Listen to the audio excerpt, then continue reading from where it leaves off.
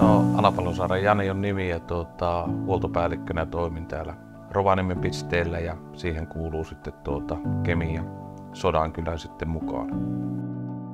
Vuonna 2019 aloitin, siitä asti ollut tässä, mutta siellä on taustalla 2006 vuonna henkilöautopuolelle, 2008 raskaalle puolelle ja 2019 sitten tänne.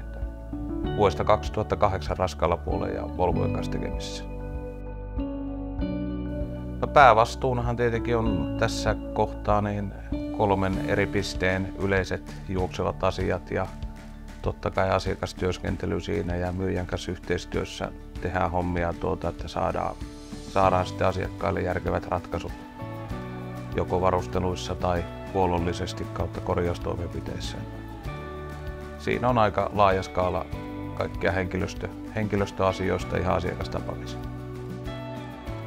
Päivät ei yleensä ole samanlaisia ja varsinkin kun on iso alue niin eri kokoisia asiakkaita, on yhden koneen asiakkaita, on isompia asiakkaita, on kaivoksella töissä, ollaan teollisuudessa töissä, niin kaikille ei käy samat ratkaisut ja varmaan se haasteet on sitten se suuri motivaatio siinä, että ei mene liian helpoksi tämä homma.